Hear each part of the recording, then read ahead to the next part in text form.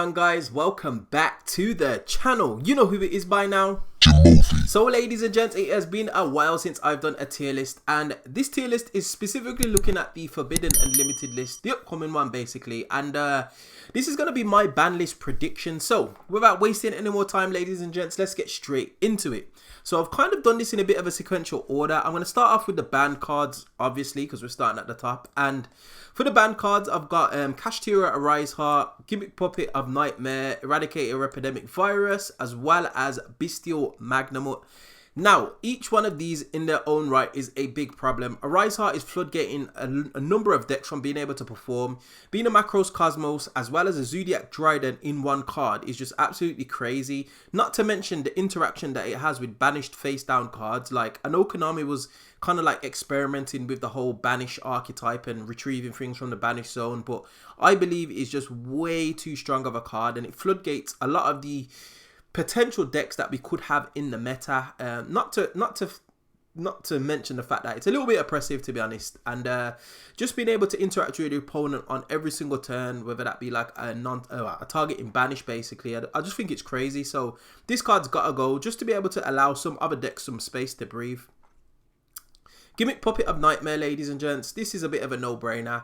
Yes, Branded still can do some form of like luck on summoning. It can probably go into like DD Orthros or something like that, but at least with DD Orthros, you've got the potential to play. Like, you're getting locked into Fiends. It's not as big as a deal. I've just been able to summon Gimmick Puppets because nobody's playing the archetype.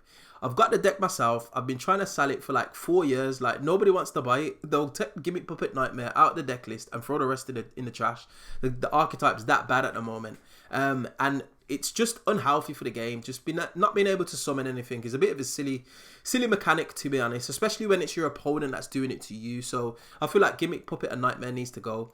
Same thing with Eradicator Epidemic Virus, and this can kind of like sit in for the rest of the virus cards, just because Labyrinth is a deck. Now, previously, like, Eradicator Epidemic Virus was a bit of a problem, but being able to search it and set it on turn 0, I think is just way too strong, and Labyrinth can just do that. Like, that's just part of their normal game plan, in it. So Eradicator for like 4, Eradicator for like 5, we've seen it resolved on like the biggest stage, like YCS's, Worlds. Like, it's ridiculous the amount of value that you get out of pulling off that type of combo turn 1. Like, you just obliterate your opponent without giving them a chance to play effectively. Unless they're playing something like Runic, where they can chain all their quick play spells, but the likelihood of that happening, ladies and gents, is just ultra low, and it's just a bit of a blowout, and it's a bit of a floodgate. It lasts for like 3 turns, and I feel like it's just way too unfair, especially with the nature of how the decks can play at the moment.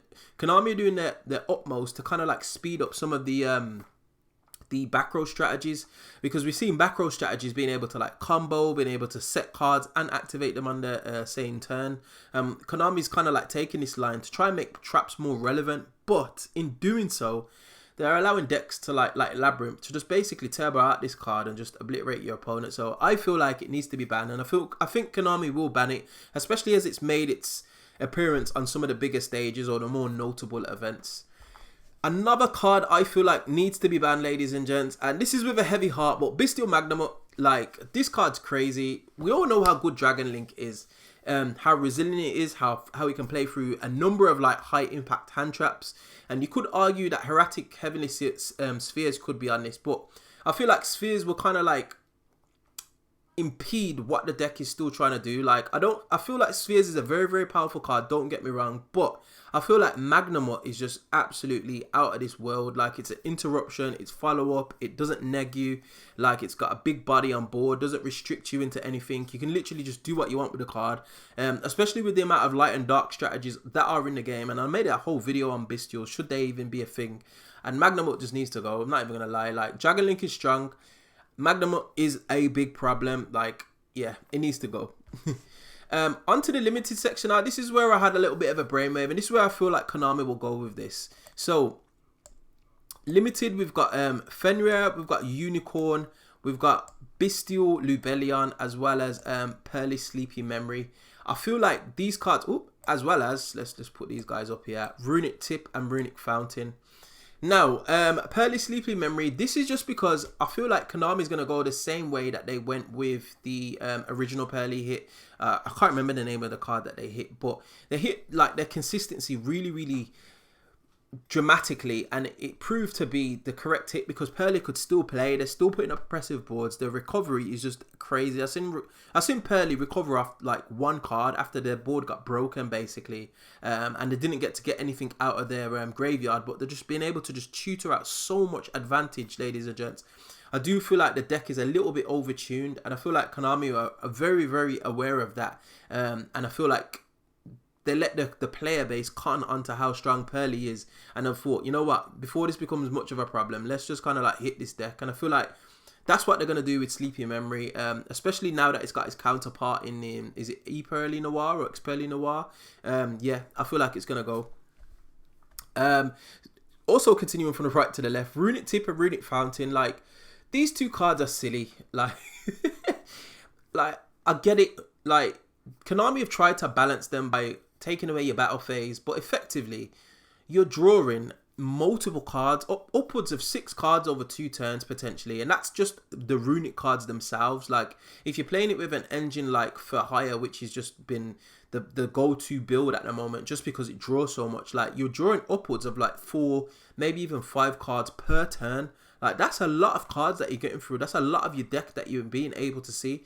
Not to mention all the interactions that the runic cards have, whether that be just like summoning a monster, or the kind of like banishing, negation. Like, it's silly, and like, we need to realistically lower the consistency but not murder the deck. So if people want to play runic, they've got one tip, they've got one fountain, they still can do runic things. But if you manage to get past that initial end board, like if you manage to get rid of the fountain for whatever reason and have burnt their tip, because the tip can get recycled obviously off fountain, if they manage to do that, then they're stuck, and that's the kind of like the position it should be in, because runic typically is being played with another engine. So if you do out the runic engine, they've still got the other engine to fall back on, and I feel like having 2 fountain didn't do anything to the deck on the previous ban list, and lowering the amount of tips that you have in the deck will just reduce its consistency, which is ultimately what you want, because you still can play the deck, but it's just not going to be as consistent. So yeah. Onto Bestial Lubellion, similar reason as Magnamut. This card just nets too much advantage. Like, you can search it pretty easily in Dragon Link, and just being able to like set itself up with a pop, potentially even a branded regain if your hand's good enough, is crazy. You've still got all the other the bestials to be able to play with. Like, Drew Swarm is very, very strong, but nowhere near as strong as like Magnamut. Boldrake is not seen as much play as the other ones, and then obviously Saronir is more of an in-engine kind of like type of bestial. So I feel like those can stay, but definitely Lubellion, he needs to just be limited. Give the opportunity for players that wanted to play like Dragon Link or wanted to use the card, because it hasn't got a significant reprint as yet. But players that want to play that card can, but it's just not going to be as consistent. You're not going to see like 1 in your opening hand every like 5 out of 10 hands, for example. So definitely a card I feel like Konami is going to hit to 1, just to be able to kind of like give a check to Dragon Link. Also, just to reduce the consistency of Kashtira, as well as reducing Kashtira as an engine, we've got Unicorn at 1 and Fenrir at 1. Now, this is something that I genuinely believe Konami will do.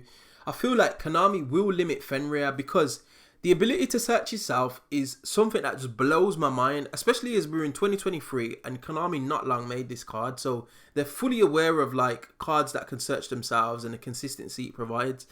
It thins your deck. It's an automatic interaction on board. It puts so much pressure on your opponent. It banishes face down, so there's no retrieval of that card. So it's the amount of advantage it can recur from this card is crazy. And I don't know who I was talking to. I was talking to some of my friends at locals, and I was saying like Pankratops is in the same vein, and Pankratops is at 1.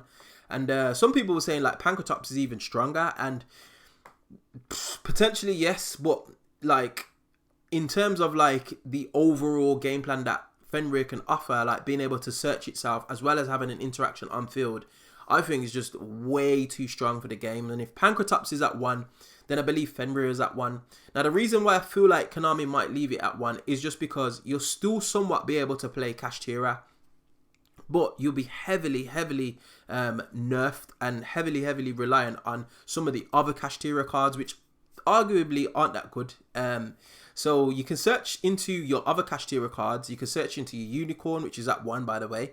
You can search into your Kashtira Scareclaw. You can search into your Rise Heart, as well as your Tillaments Kashtira, but you just can't search itself, which I think is the strongest part about Fenrir, just because it just provides you follow-up, it provides you discard fodder, and it's starting to just find its way into every deck, and there's no drawback to playing it, basically. So definitely a card I feel like Konami will hit. Along with Unicorn will just be a little bit of consistency. I feel like Unicorn is a bit of an issue. You've still got 3 Theosis, 3 Birth, which could have been a contender on here, but I feel like if Konami doesn't want to completely upset the player base, they're going to leave some of the engine intact to be able to be used in some like capacity. So I feel like Unicorn to 1 is probably a decent hit. Again, I feel like they might even potentially like hit Birth later on down the line, but just at the moment, this card doing it at 2 is just proved to be like no different really, especially with 3 planet race off, 3 Kashtira Birth, and 3 Kashtira Theosis. Like, you will see Unicorn as well as 3 Fenrir, basically. So Unicorn's just super accessible. Like, the hit to 2 barely made a difference, barely made a dent, to be honest. So definitely something that needs to be checked by Konami, and I feel like this is where they're going to go with it. They could potentially ban one of these, but I feel like them limited to 1 will definitely be something of note. One more thing I wanted to add to this, Sprite Starter. Now, if all the top decks get checked, Sprite will start making a resurgence. It's no shadow of a doubt, especially if Konami do go ahead and limit Runic, Fountain, and Tip to 1, and they don't hit any of the Sprite engine. People will just play Runic Sprite again. Like, they need to be very cognizant of the fact that Sprite is still a very strong deck. It hasn't seen play recently, but if any of the top meta decks get hit, for example, I can see Sprite making a resurgence, and limiting its starter to 1 will definitely be a consistency hit, along with semi-limiting Blue. Blue it's just a check to the engine, and I was even considering putting this at 1, but I feel like semi-limiting Blue and limiting starter will definitely reduce the consistency, where it's still worth playing Sprite, but it's a little bit of a gamble, just because you can't guarantee the type of hands that you might have. So definitely something that I've thought about, and I thought Konami might even go the way of doing, along with a semi-limited Dimension Shifter. Now, obviously for the Worlds format, Dimension Shifter was at 2 anyway, and I watched a deck profile by, I think it was Jeremy Mitchell, who was doing Vanquish Soul, and he did say like he felt like he missed the 3rd D-Shifter, and I feel like D-Shifter is a weirdly balanced card. On one hand, it's just like completely overpowered, and if your deck plays it, you're playing D-Shifter, and it blows out 90% of the metagame. But if you see it turn 2, or you've got any kind of card in your graveyard, you've got 3 bricks in your deck, unless you've got some way to manipulate your graveyard, which not every deck can do. So I feel like it's balanced in a weird way, but it's definitely a strong card. Probably the best hand trap in the game, just in terms of like raw power or its overall effectiveness on the game. But I feel like it does need to be checked in some way, maybe semi-limited, so it's not a Saki one-of, but if you do draw into it, you've got some kind of like chance of seeing it in your starting hand, and then you can resolve it, and then it reduces the amount of bricks that you have in your deck. So Konami might even take this Worlds route to Dimension Shifter. And the other cards that I feel like will come off the list is Herald of Orange Light, which probably it hasn't made any kind of dent since it went back to 2. Don't even really know why Konami put it onto the limited list, unless they had some kind of foresight that the player base couldn't see, but it hasn't done anything. And Salamangreat Gazelle, ladies and gents, and boy oh boy, I have a strong place in my heart for Salamangreats. Fun fact, this was probably the first meta deck I was going to buy, and it's kind of like the reason why I kind of started playing more rogue decks. Just as I picked up the deck core, it got hit, that was like, I'm not too sure what Banlist it was. It was in TOS format, but it literally just got obliterated, like Gazelle to 1, Circle to 1. Like I lost all interest in the deck, and I've just held the core since then as a bit of a reminder. And I feel like now is the time Konami's going to turn around and be like, you know what, Salamangreats haven't done anything in a while. The new support is cool, but effectively you're just ending on the Link 4 Rage and Raw set and potentially some hand traps, which in some cases can be good enough. In other cases, it's just Salad Man great, just a bit of a bigger boss monster, and just those back row interactions. So yeah, I feel like Gazelle can potentially come off the list, and we just kind of see, ladies and gents, if it's a bit of a problem, then next list Konami can just ban it. But at the moment, I can't really see Salaman Greats doing anything. And before we go, I know I haven't got an image for it here, but I'm going to leave an image on screen. And this card, ladies and gents, needs to get looked at, checked, whatever you want to call it. Pot of Prosperity. Like, any deck that needs 7 to 8 spaces to be able to completely win a game will play Pot of Prosperity, because those other like 6 spaces are just fodder basically.